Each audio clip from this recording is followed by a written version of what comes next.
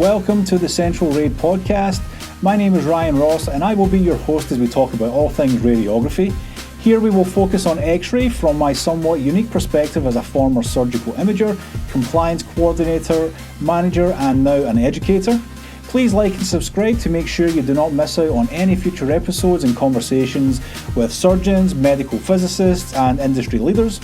Please feel free to email me at ask@thecentralraid.podcast with your questions for upcoming topics or to provide feedback on the content. Now, enjoy the show.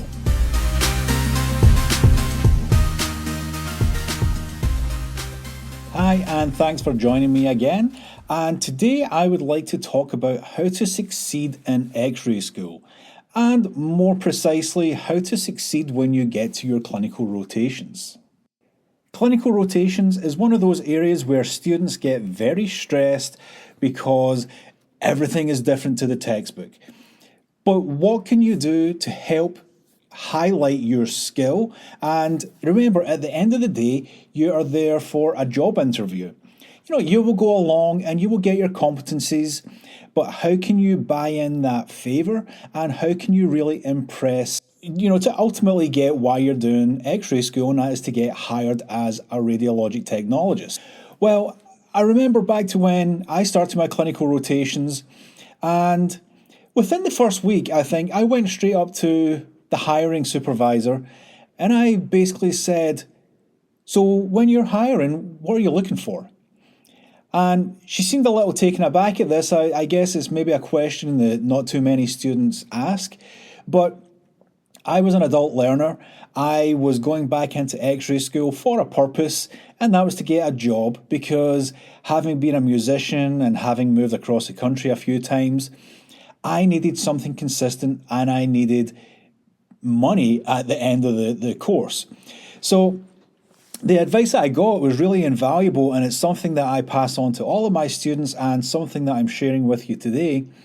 And she looked at me and she said, "Well, if you show up, I'm assuming that you are doing well enough in school, so we don't really care about your grades.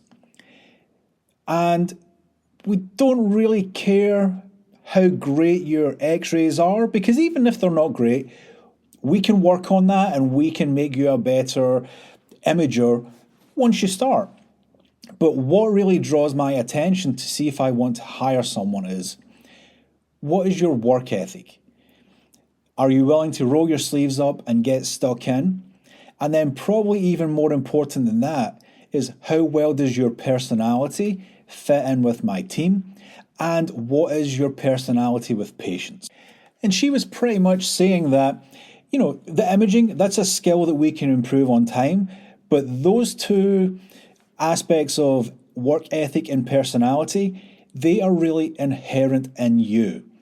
And you will have very tough days at clinic. You will feel there's days where you can do nothing right.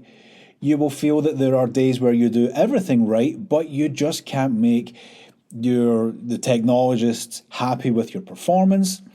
But you're not really there for praise. You are there to assist in patient care. And really, how you treat other human beings is key to getting hired. So one of the things is, when you show up first thing in the morning, go ahead and get all the rooms stocked up. If there are blankets, you have a blanket warmer, make sure it is full.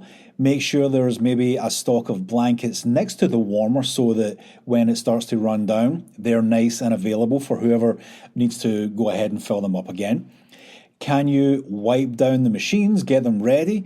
Make sure all of your positioning, sponges, etc. are all available and that the room is all nice and neat. Does your room have pillows? Can you just go ahead and wipe things down, wipe the handles down with the wipes? Just get everything all ready and show the initiative. Don't wait to be asked.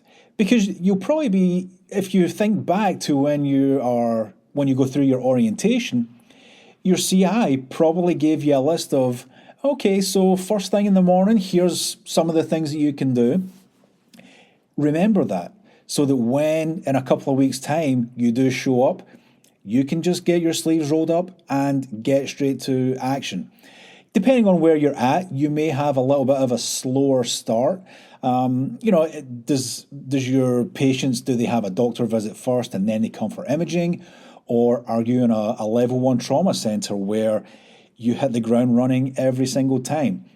But you can still have that routine of that first 5-10 minutes is get yourself situated by stocking up the rooms, getting all the blankets together, making sure the pillows are available, the sponges, as I say.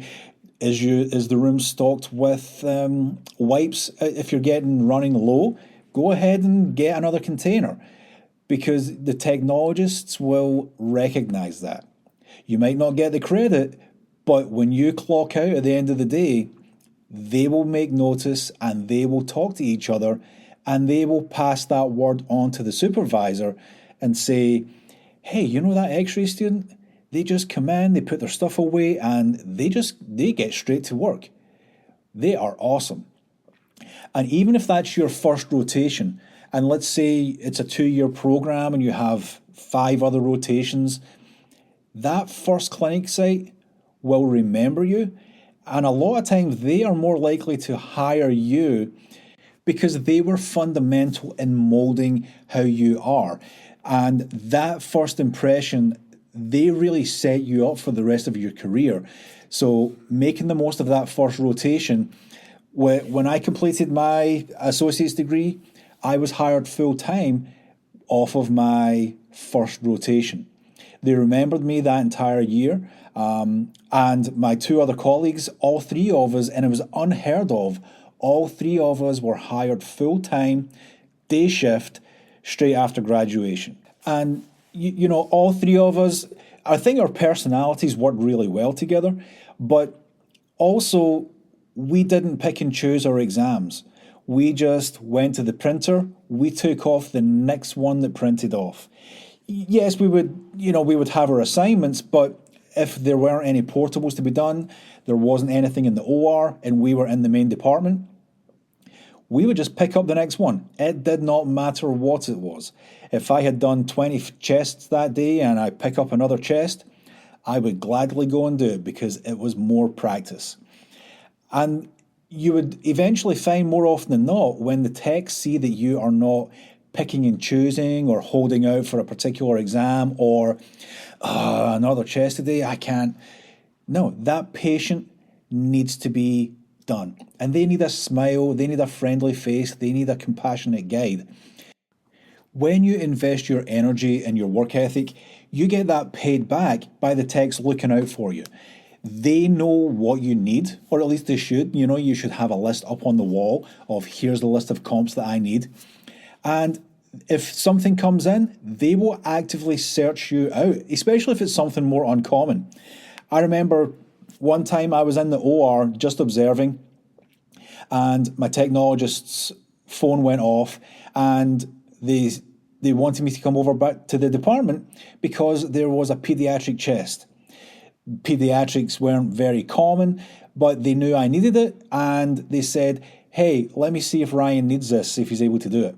And they called me out of the OR, I went over and done it, and, that's the type of payback you get for, bringing that work ethic. And then the compassionate care, because remember, the image that you take may change that patient's life forever. They may get a diagnosis based off of what you can present to the radiologist, and that patient will 100% remember how you made them feel. If you have ever had any imaging done yourself, think back to how you felt when the technologist was talking to you, or did they talk to you? Did they treat you with respect? Did they position you gently, etc.? If you have family members that had imaging studies in the past, if you ask them about their studies, they won't know if their images were any good or not, but they will remember if the technologist was nice. And then a couple things that should go without saying, you have to be on time.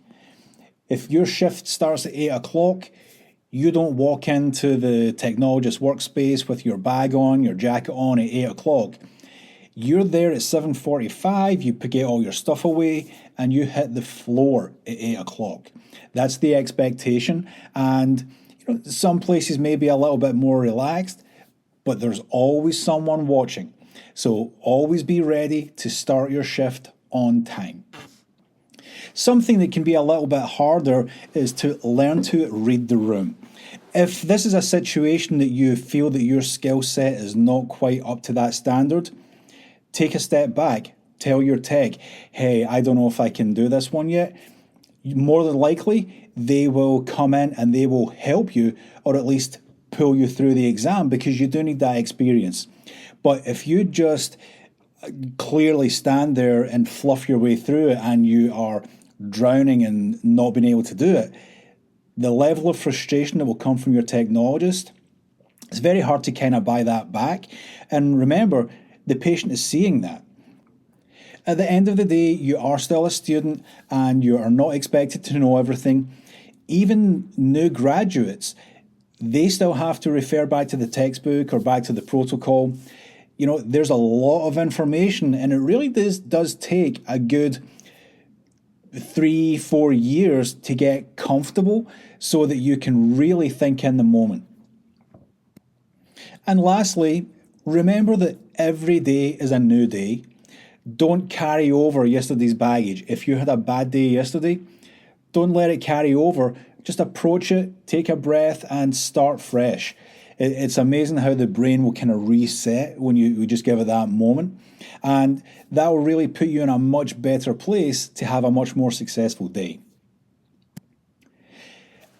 And then something, probably the last point on this, something that's maybe a little bit more commonplace today because of the staffing shortages, is you may hear a lot of negativity within the workplace as a student, and the technologists have a different level of stress. So don't let that put you off the job, and do not get involved in the gossip.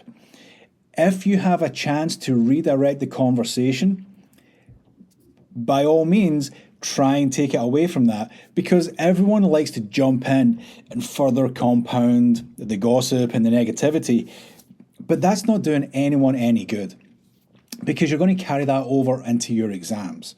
So if you are a part of the conversation, try and redirect it.